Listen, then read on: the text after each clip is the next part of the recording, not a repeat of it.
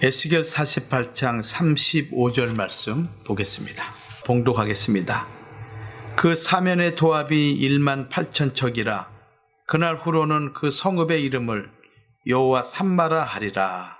자, 오늘 에스겔 48장 35절 말씀을 통해서 지난주에는 여호와 삼마라는 제목으로 우리가 같이 하나님 말씀을 살펴보았고, 오늘은 여호와 삼마의 축복이라는 제목으로 같이 은혜를 나누고자 합니다. 에스겔서는 48장으로 기록되어 있죠. 이 48장으로 구성되어 있는 이 에스겔서의 주제는 거룩한 예루살렘을 떠나시는 하나님의 영광, 그리고 회복된 성전의 환상이라고 이렇게 말씀을 드릴 수가 있습니다.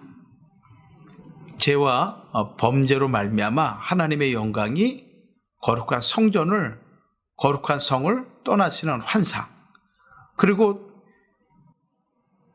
하나님의 영광이 다시 거룩한 성전으로 들어오심으로 말미암아 회복된 성전의 환상이라 이렇게 말씀을 드릴 수가 있습니다. 이 하나님의 영광이 떠나시는 그 중심에는 바로 성전이 있는 것이죠. 하나님의 성전이죠. 하나님의 좌소라 할 수가 있습니다. 그리고 떠나신 하나님의 영광은 다시 성전에 임하십니다. 하나님의 영광이 성전을 떠났다는 것은 이스라엘의 우상 숭배와 가증한 죄악들에 대한 하나님의 심판을 의미하고 있습니다. 오늘도 우리가 고린도전서 3장 16절 말씀이나 고린도전서 6장 19절 이하의 말씀 보면은 우리가 하나님의 성전이 된 몸이죠. 따라서 우리 안에 죄가 있고 우리 안에 가증한 우상 숭배나 범죄함이 있을 경우에는 하나님의 영광이 떠나시게 된다는 것입니다. 그런 면에서 하나님의 영광이 성전을 떠났다라는 것은 바로 죄와 관련이 있고 그 죄에 대한 하나님의 심판을 의미한다는 것입니다. 또 하나님의 영광이 성전에 다시 돌아왔다는 것은 이스라엘의 회복을 의미하고 있는 것이죠. 그러므로 여호와께서 거기 계시다라는 그 뜻을 갖고 있는 여호와 삼마라는 그 의미는 아담이 타락한 이후로 잃어버린 하나님의 영광을 회복하는 것이요, 또 귀신의 구렬이 된 그러한 하나님의 성전이 온전하게 회복됨을 의미하고 있다라고 말씀을 드릴 수가 있습니다. 이러한 측면에서 에스겔서를 여호와 삼마라는 그 단어를 기준으로 해서 우리는 두 부분으로 나눌 수가 있습니다. 첫 번째 부분은 에스겔 1장에서 32장까지죠. 이 에스겔 1장에서 32장까지의 내용은 여호와께서 거기 계시지 않는다라는 그런 내용이라 할 수가 있습니다. 다시 말씀드리면은 그 성읍은 멸망할 것이다, 그런 의미인 것이에요. 또 두 번째 부분은 에스겔 33장에서부터 48장까지인데 이 부분은 여호와께서 거기 계시다, 하나님께서 거기 계시다, 하나님의 영광이 충만하다라는 그런 의미를 가지고 있는 부분인 것입니다. 그러므로 그 성읍은 멸망하지 않을 것이다, 이런 부분으로 우리는 구분할 수가 있는 것입니다. 자, 그런 면에서 오늘 여호와 삼마의 축복 첫 번째 대지, 여호와 삼마의 의미가 무엇인가? 여호와 삼마의 의미가 무엇인가? 지난주에 말씀드린 것처럼 여호와 삼마는 예호바라는 단어와 삼이라는 단어의 합성어인 것입니다. 여호와께서 거기 계시다, 하나님이 거기 계시다. 이 삼이라는 것은 거기에라는 뜻이라고 말씀드렸죠. 거기에, 그곳에, 즉 하나님께서 임재하는 곳을 지칭하는 단어가 삼인 거예요. 하나님이 계신 그곳, 거기에, 그 히브리어 단어가 삼, 그런 단어를 사용하고 있다는 것입니다. 그러면은 구체적으로 이 삶은 어디인가? 거기에라는 그 장소는 어떤 의미를 가지고 있는가라는 것을 우리가 몇 가지로 살펴볼 필요가 있어요. 자, 거기에 삶, 이곳은 지극히 높은 곳을 의미하고 있습니다. 지극히 높은 곳. 이 지극히라는 것은 더할 수 없이 극진한 그런 의미를 가지고 있죠. 높은 곳이라는 것은 그 어느 것과도 비교할 수 없는 가장 높은, 가장 거룩한 장소라는 뜻인 것입니다. 좀 더 구체적으로 말씀드리면은 피조 세계와 분리되어서 범접할 수 없는 위험 가운데 계신 장소, 그것을 가리켜서 지극히 높은 것이다. 죄인들이 가까이 할 수 없다는 것입니다. 창세기 14장 19절 말씀 보면은 살레망 멜기세덱이 아브라함을 축복할 때 뭐라고 말씀하셨냐면은 가로되 천지의 주제시요 지극히 높으신 하나님, 이렇게 표현한 것입니다. 지극히 높으신 하나님. 이 땅에 있는 그 어떠한 높다라는 그런 존재 또는 어떤 산, 그 어떠한 것이라도 감히 하나님과 비교할 수 없다라고 말씀하고 있는 것이죠. 시편 7편 7절에는 민족들의 지폐로 주를 두르게 하시고 그 위 높은 자리에 돌아오소서.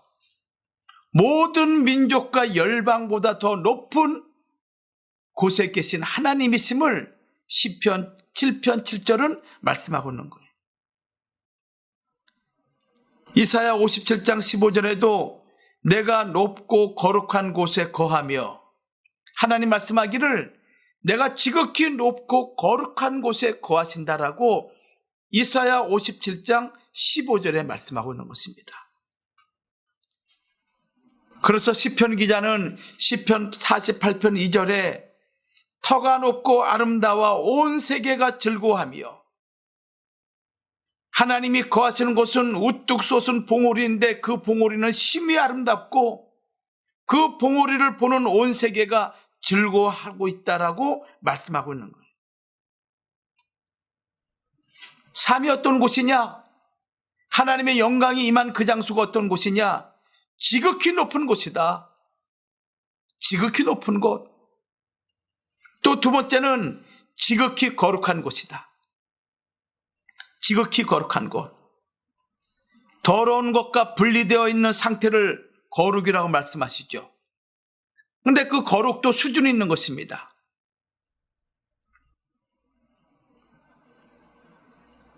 그런데 하나님이 거하시는 곳, 하나님의 영광이 거하시는 곳은 지극히 거룩한 곳이다 라고 말씀하고 있어요.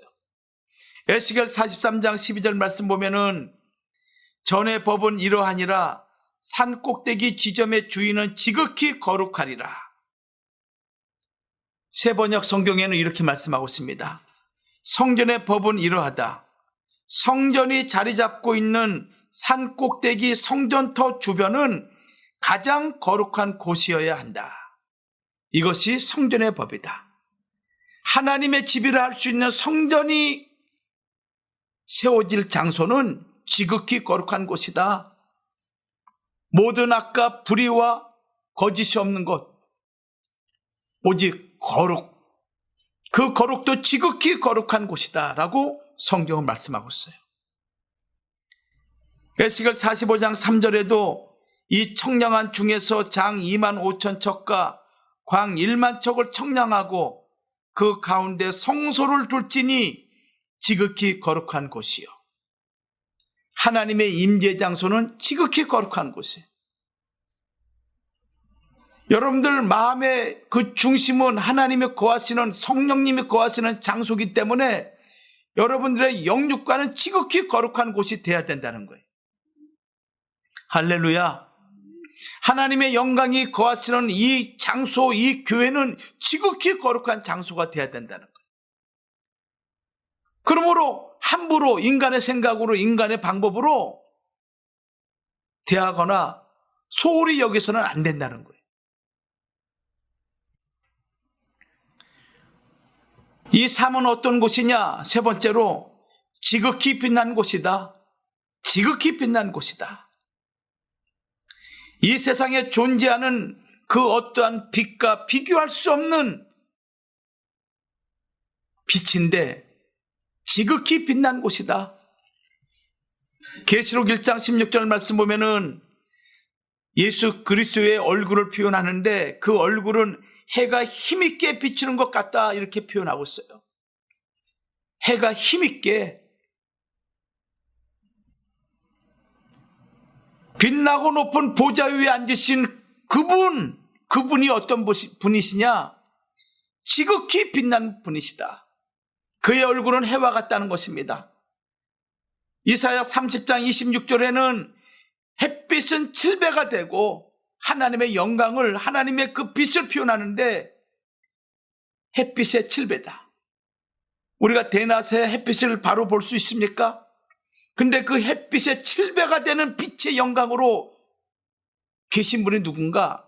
바로 우리 하나님, 우리 아버지시라고 성경은 말씀하고 있는 거예요. 마태복음 17장 1절에도 저희 앞에서 변형되사 그 얼굴이 해같이 빛나며 예수 그리스도께서 변화산에서 기도하시는 가운데 얼굴이 변화되시는데 그 얼굴이 해같이 빛났다. 옷이 빛과 같이 휘어졌다라고 마태복음 17장 1절에 말씀하고 있는 거예요. 이 세상에 존재하는 그 어떠한 빛과 비교할 수 없는 영광스러운 빛이라고 말씀하고 있는 거예요. 네 번째는 가장 아름다운 곳이다. 거기가 어느 곳이냐? 거기가 여호와 산마할 때 이 산마는 거기에를 말씀하고 있는데 거기가 어느 곳이냐? 가장 아름다운 곳이다. 최고의 찬란함과 영광스러움이 있다는 것입니다. 빛남이 있다는 것이죠. 에스겔 20장 6절 말씀 보면은 그날에 내가 그들에게 맹세하기를 애굽 땅에서 인도하여 내어서 그들을 위하여 찾아두었던 땅 곧 젖과 꿀이 흐르는 땅이요 모든 땅 중에 아름다운 곳에 이르게 하리라. 하나님이 이스라엘 백성을 위해서 준비하신 땅이 있어요. 가나안 땅이죠. 역사적으로. 그 땅이 어떤 땅이냐? 모든 땅 중에 아름다운 땅이에요. 그런데 실제로 그 땅은 광야와 나무가 없는 아주 불모지와 다름없습니다. 그럼에도 불구하고 그 땅을 모든 땅 중에 아름다운 곳이라 칭한 이유는 뭐냐면은 그 땅 중심에 무엇이 있기 때문에 하나님의 성전이 있기 때문에 그 땅 전체에 하나님의 영광이 임재하고 있는 땅이기 때문에 모든 땅 중에 아름다운 땅인 거예요. 여러분들이 아름답다라고 칭함을 받는 이유는 다른 것이 아닌 거예요. 여러분들이 벌써 연세가 60, 70이 되고 피부는 쭈글쭈글해지고 머리는 휘어지고 또 20대, 30대의 그 아름다움도 이제는 쇠하여 사람들이 쳐다보지도 않죠. 그럼에도 불구하고 하나님이 가장 아름답게 여기는 이유는 무엇인가 하면 단 한 가지, 하나님의 영광이, 하나님의 거룩한 성령이 여러분 가운데 머물러 계시기 때문에 가장 아름답고 가장 빛난다고 말씀하고 있는 거예요. 그러므로 우리 외적인 모습을 보고 우리가 실망하거나 좌절할 필요가 없어요.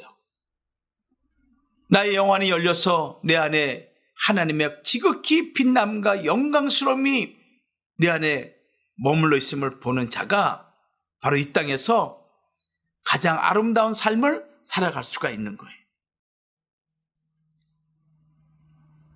그곳은 어느 곳이냐 할 때 다섯 번째로 영원하신 하나님의 말씀이 선포되는 곳이다. 야, 얼마나 좋아요. 영원하신 하나님의 말씀이 선포되는 거야. 이 말씀은 영원부터 영원까지 하나님 자신을 말씀하고 있는 것이죠. 그 영원하신 하나님의 말씀이 선포되는 장소가 어디냐? 삶, 거기에. 이사야 2장 2절과 3절 말씀 보면은 말일에 여호와의 전에 산이 모든 산 꼭대기에 굳게 설 것이요 모든 작은 산 위에 뛰어나리니 만방이 그리로 모여들 것이다. 모든 열방 민족 백성이 하나님 앞에 모이는데 그 모이는 그곳에서 하나님 말씀이 선포되는 거예요. 그 말씀이 선포될 때마다 죽음이 달아나고 온갖 고통과 질병과 병마가 달아나며 잃어버린 하나님의 영광이 회복되는 놀라운 역사가 말씀이 선포되는 그곳에서부터 시작된다고 이사야 2장 2절과 3절은 말씀하고 있어요. 3절에 많은 백성이 가며 이르기를 오라 우리가 여호와의 산에 오르며 야곱의 하나님의 전에 이르자. 야곱의 하나님의 전 성전을 말씀하고 있죠.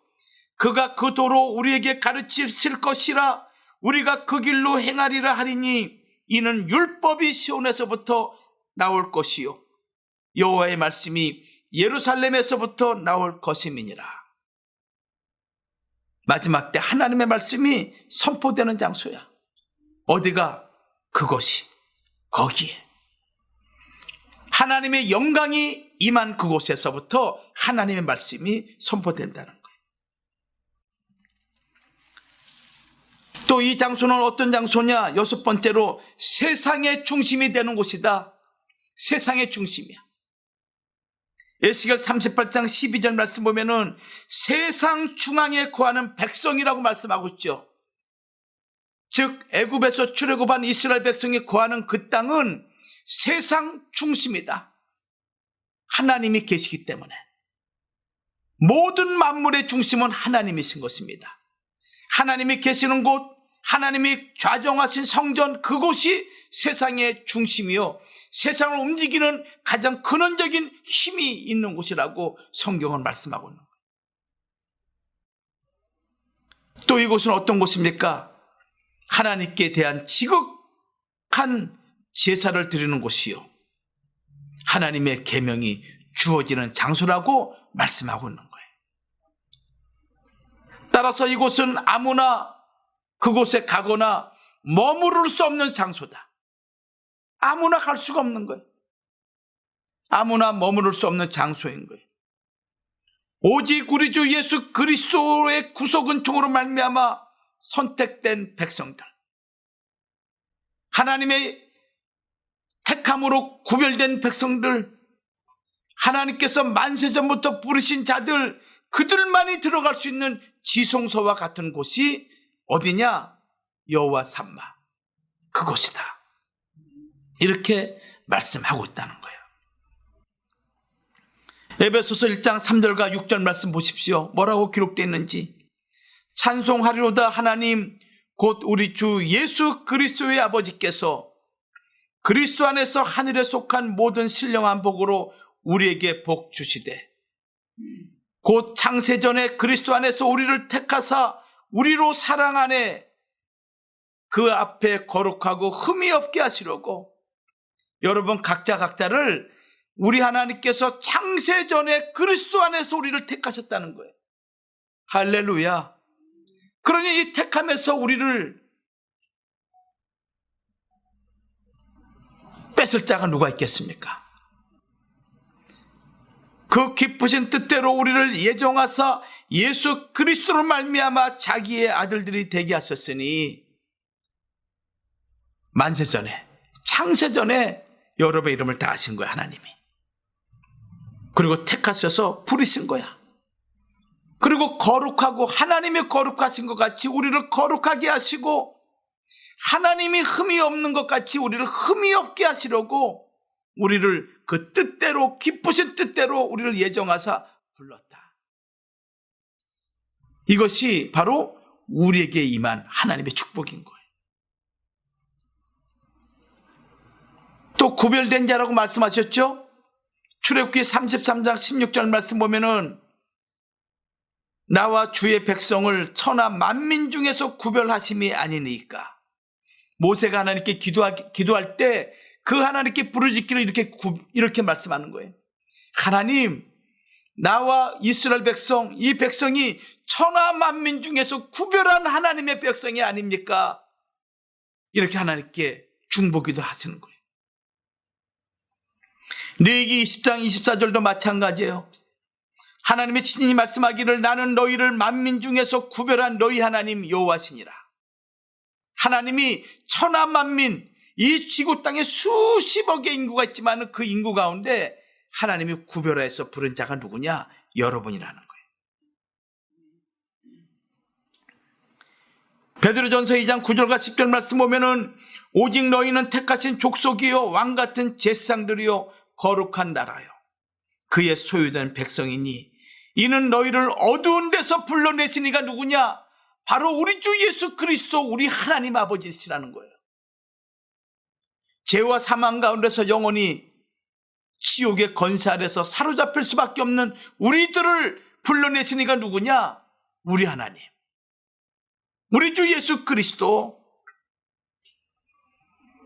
불러내심으로 끝나지 않고 더 나아가서 왕같은 제사장들로서 사명 감당하도록 우리에게 축복하시고 우리 각자를 거룩한 나라로 하나님의 소유된 백성으로 하나님이 우리를 인치시고 있다는 거예요. 그러므로 우리가 이 땅 살아갈 때 아비 없는 자같이 부모 없는 자같이 비실비실한 그런 마음으로 살아가는 것이 아니라 당당하게 용기 있게 힘 있게 하나님의 거룩한 뜻을 이루는 백성답게 그렇게 살아가는 거룩한 백성이 되어야 된다는 거예요. 다시 말씀드리면은 거기에 이곳은 어떤 곳이냐? 한마디로 말씀드리면은 하나님의 보좌가 있는 자리다. 하나님의 보좌가 있는 자리야. 하나님이 거하시는 집이다. 하나님이 영원토록 좌정하시는 하나님의 성전을 의미한다는 것입니다. 그래서 여호와의 산마의 축복을 받는 자는 어떤 축복이냐? 하나님의 보좌, 하나님의 그 영광스러운 그 성전의 축복을 받는 자가 바로 여호와 산마의 축복을 받는 자인 거예요.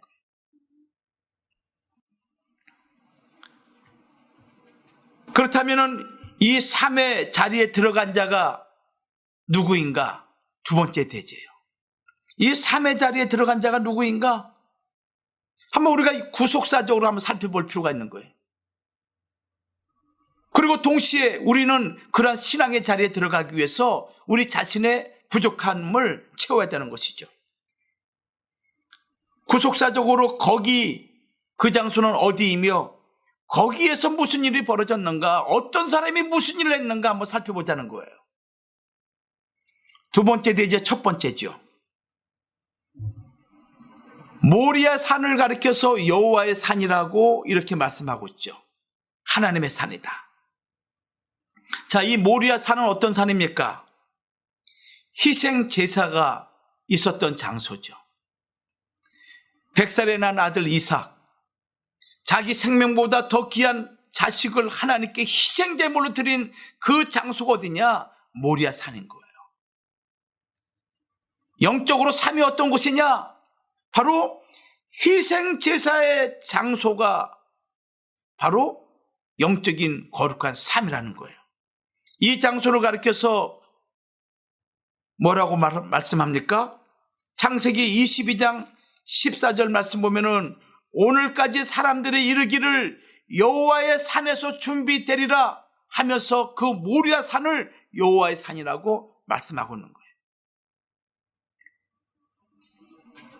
이삭 대신에 하나님께서 수양을 준비하신 여호와 이레, 아브라함이 그 땅 이름을 여호와 이레라 하였으므로 오늘까지 사람들이 이르기를 여호와의 산에서 준비되리라 하더라.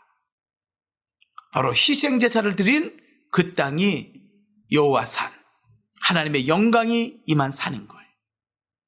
여러분, 우리가 예배 드릴 때마다 정성을 다한 예배가 돼야 돼. 거룩한 산제사가 돼야 돼. 예배 드릴 때 우리가 온전하게 하나님 보시기에 신령과 진정으로 드린 예배가 돼야 되죠. 몸은 여기에 와 있지만은 마음은 딴 곳에 가 있거나 생각은 딴 곳에 가 있으면 안 되는 거예요. 복장도 단정해야 돼. 가장 깨끗하고 가장 정결한 옷을 입고 하나님 앞에 나와야 되는 거예요. 우리가 작게는 회사에 면접을 보러 갈 때 여러분 아무렇게나 입고 가는 자가 누가 있습니까? 몸가짐은 아무렇게나 하고 간 사람 누가 있어요? 더 나가서 예를 들어서 정말 내 생명에 중요한 역할을 해주실 그런 사람을 만나러 갈 때 여러분 어떻습니까? 하다못해 선물이라도 들고 가죠. 근데 하나님 앞에 나올 때 우리는 어떠한 자세로 나와야겠어요? 이 땅에서 살아가는 동안에 우리의 삶을 주장하시고 또 금생뿐만 아니라 이생 모든 삶을 책임져 주는 그 하나님 앞에 우리가 나올 때 어떠한 마음으로 나와야겠어요? 정성을 다한 마음으로 나와야죠. 예물을 드리더라도 정성을 다한 예물, 감사를 하더라도 정성을 다하는 감사, 그런 마음으로 드릴 때 하나님께서 그것을 흠양하시고 향기로운 냄새로 하나님이 기뻐하신다는 거예요. 죄와 허물로 냄새나는 그런 몸을 가지고 주님 앞에 올 수는 없잖아요.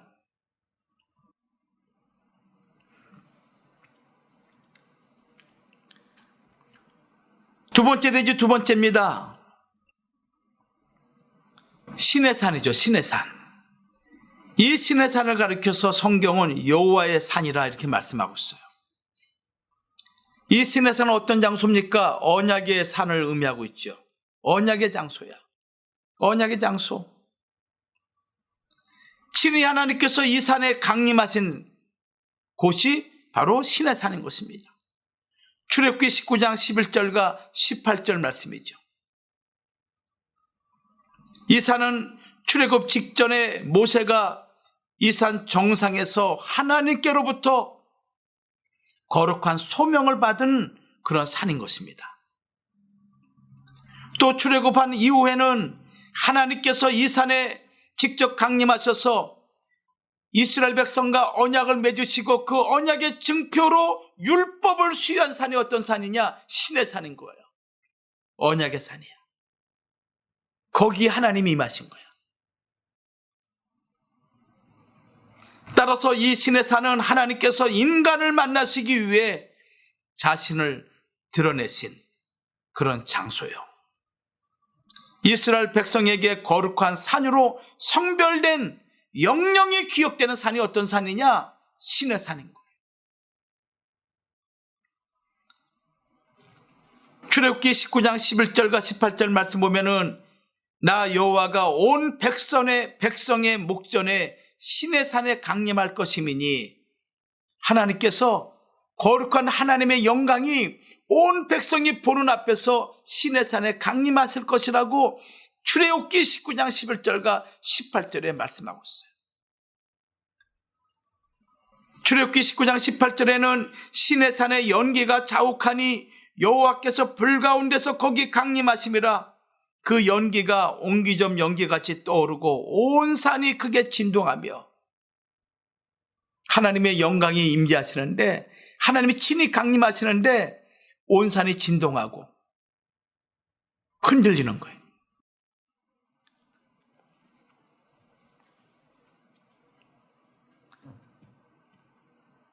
민수기 10장 33절에도 이 산을 가리켜서 여호와의 산 이렇게 말씀하고 있는 거예요.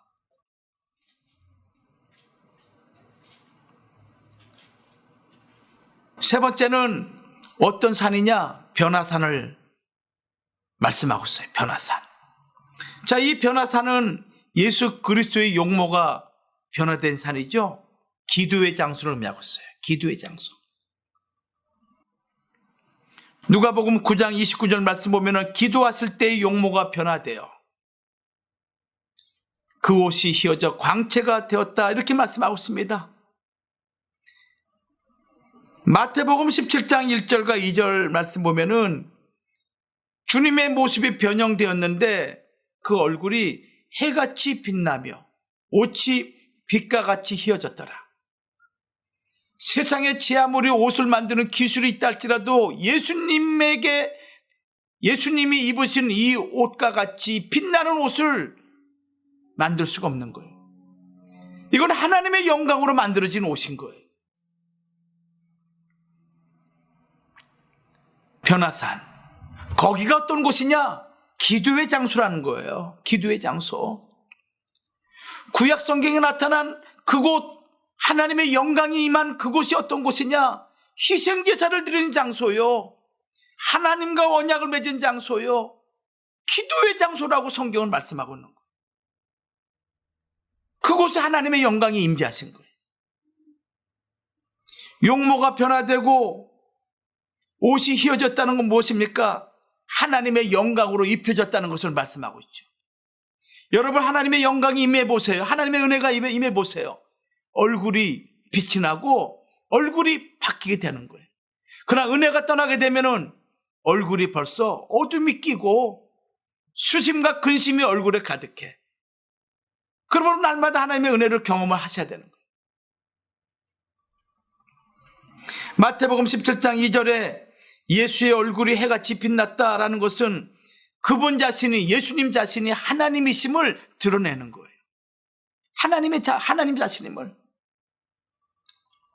왜냐하면 성경에서 이 해는 하나님이나 천사를 말할 때 사용하는 단어가 해라는 거예요. 시편 84편 11절이나 계시록 1장 16절, 계시록 10장 1절 말씀 보면은 예수 그리스도를 말씀할 때, 영원하신 우리 아버지 하나님을 말씀할 때 하나님의 말씀을 가지고 하나님 말씀을 전하는 천사들을 의미할 때 해 같은 영광, 이렇게 표현하고 있는 거예요. 광채가 났다는 것은 무엇을 의미하고 있습니까? 예수의 영광스러운 몸에서 발산되는 그 빛의 강체를 의미하고 있는 것이죠. 그러면 네 번째로 거기가 어디냐? 구체적으로 말씀드린다면 시온산을 가리켜서 거기, 이렇게 말씀하고 있는 거예요. 이 시온산은 어떤 산입니까? 승리의 산이다. 승리의 산. 거기에 거할 수 있는 자가 누군가 하면은 죄와 싸워서 이기고 어둠 권세 마귀와 싸워서 이긴 자만이 거기에 임할 수가 있는 거예요. 거기에 거할 수가 있는 거예요. 그 장소를 성경은 시온산이라 말씀하고 있어요. 그래서 시온산을 가리켜서 승리의 장소다. 승리의 장소. 이 승리의 장소에 거하는 자를 수를 세어봤더니 14만 4천 명이라고 계시록 14장 1절 말씀은 기록하고 있죠.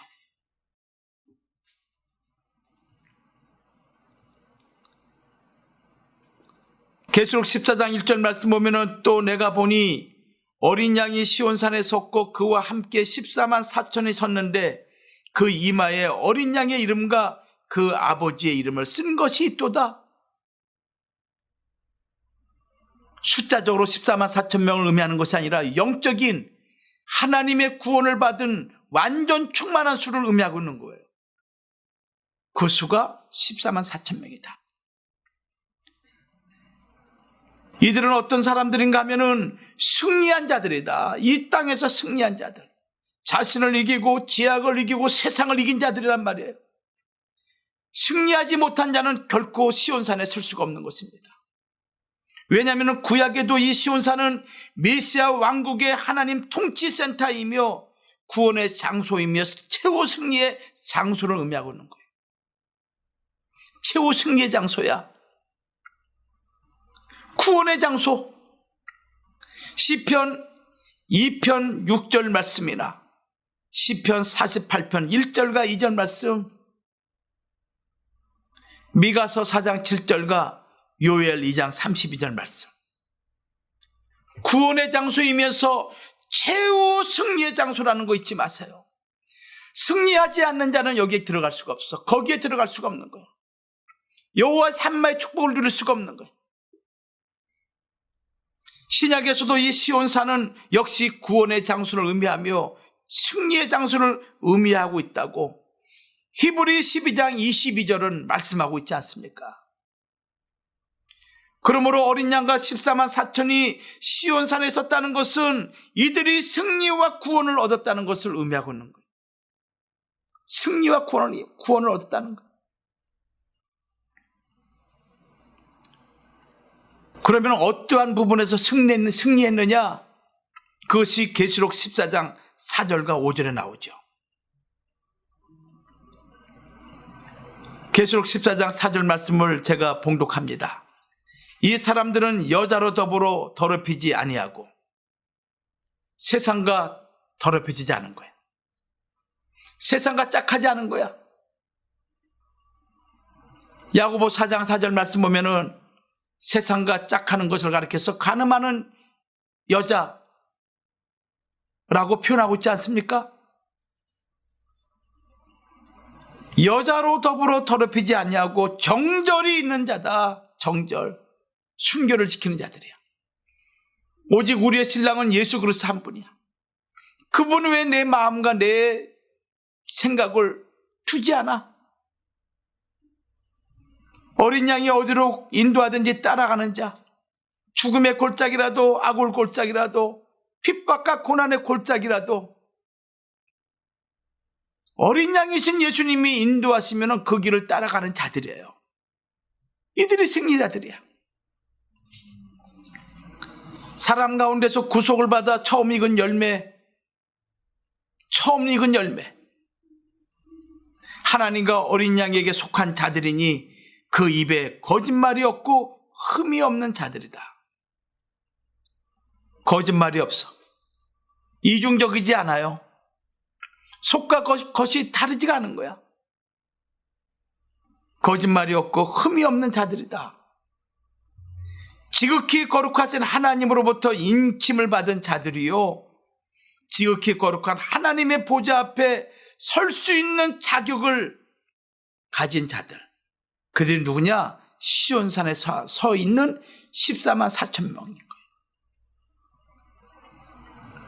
그러므로 거기는 어떤 장소냐? 거기에 설 수 있는 자가 누구냐 한다면은 참으로 진정과 신령으로 하나님 앞에 희생제물을 드릴 수 있는 자들, 하나님의 언약을 맺은 하나님의 언약의 백성들, 그리고 하나님 앞에 기도로 나가는 자들, 그리고 끝내는 모든 죄와 사망의 권세에서 승리할 수 하는 자들만이 그곳에 들어갈 수 있으며, 바로 거기는 그들만이 모일 수 있는 거룩한 장소라는 것을 성경이 말씀하고 있어요. 그러므로 여호와의 산마의 축복은 아무나 받을 수 있는 축복이 아닌 거예요. 즉 거기는 요한계시록의 새 예루살렘을 가리키는 것이요, 마지막 날에 이루어질 새 하늘과 새 땅으로 이루어질 거룩한 성읍, 곧 하나님의 나라를 말씀하고 있습니다. 여러분 잊지 마세요. 내가 새 하늘 새 땅에 들어가기 위해서는, 내가 새 예루살렘 성에 입성하기 위해서는 하나님이 우리에게 유업으로 주고자 하시는 그 거룩한 하나님의 나라에 우리가 들어가기 위해서는 이 땅에서 참다운 예배를 드릴 수 있는 자이며 언약 백성으로 살아가는 자들,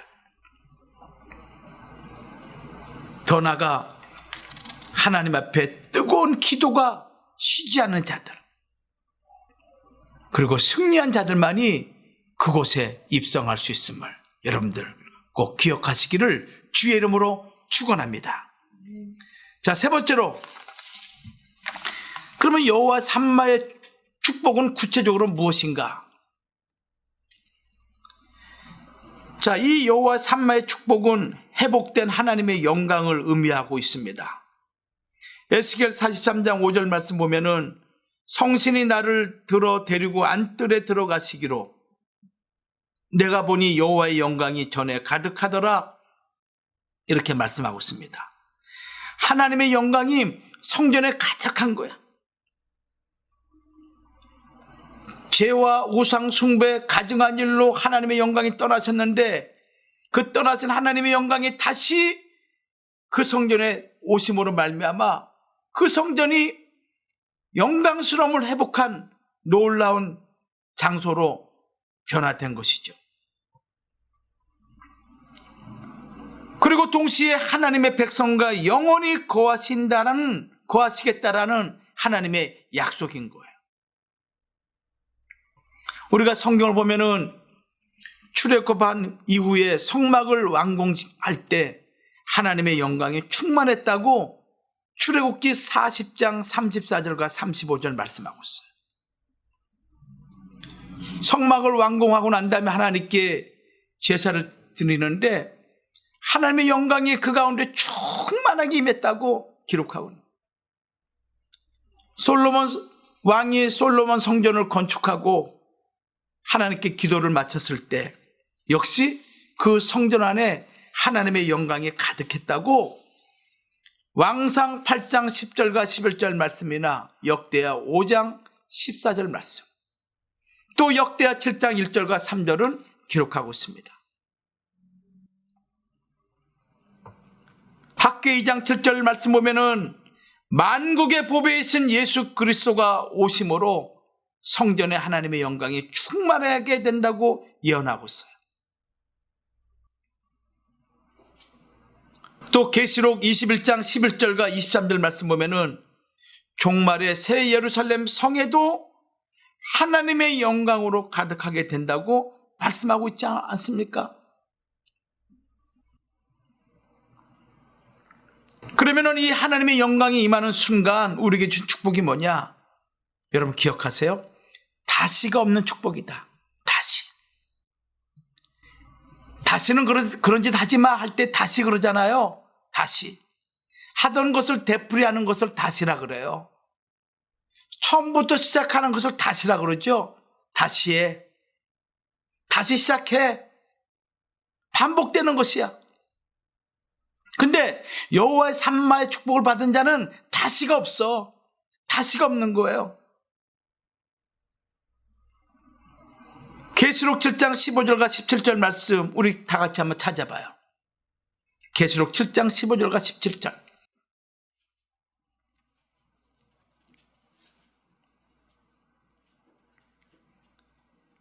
여러분 다시가 없는 축복을 받으시기 바랍니다.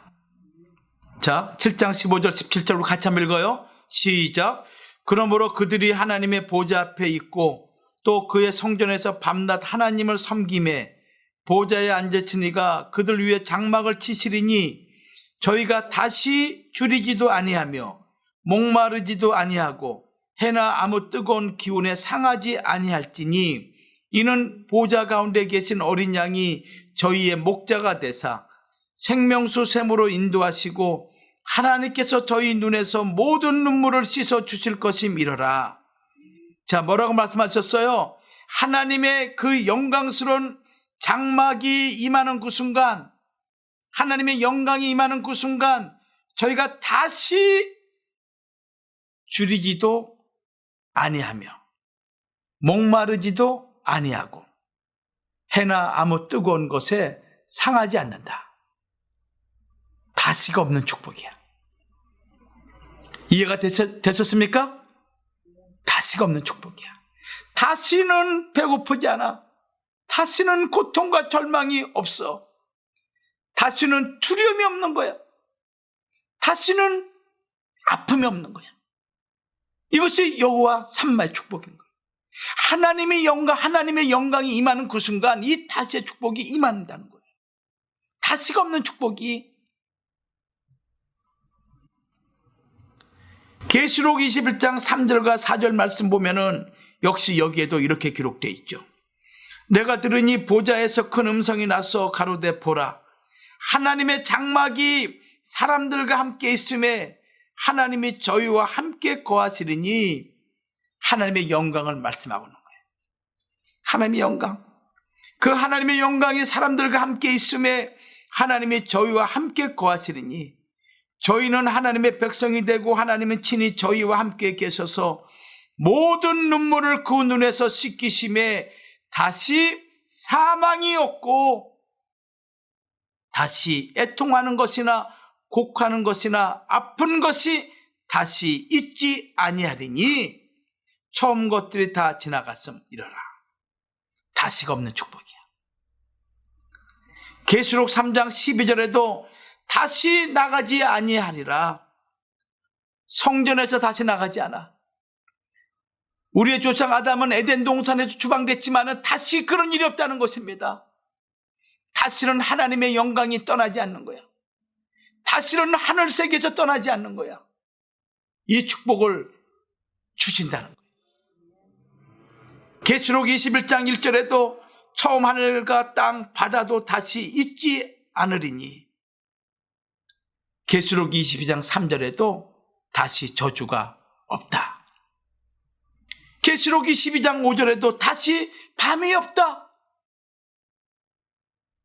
그래서 계시록은 무엇인가 하면 다시가 없는 그 축복을 우리에게 말씀하고 있는 거예요.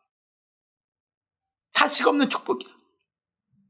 다시는 배고픔이나 다시는 고통이나 다시는 저주나 다시는 밤이나 다시는 질병이 없는, 다시는 하나님의 나라에서 떠나지 않는 그 축복을 최종적으로 주시는 축복이 무엇인가 하면은 여호와 삼마의 축복인 거예요.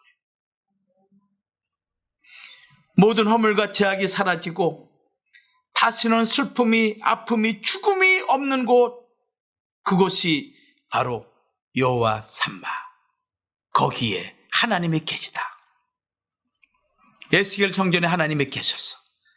장차 우리가 들어갈 그곳에 하나님의 그 영광이 충만한 곳이야. 오늘 그 충만이 오늘 임마누엘 되시는 예수 그리스도 그분과 함께할 때 그 영원한 성에 넉넉하게 들어갈 줄 믿습니다. 오늘 이 땅 살아가면서 여러분들 다시가 없는 그 축복을 여러분 누리시기를 주의 이름으로 축원합니다.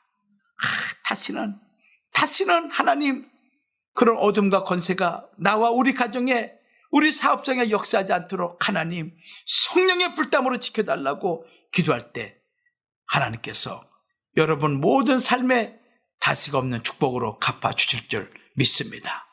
그런 은혜로 한 주간 살아가기를 주 예수 이름으로 축원합니다.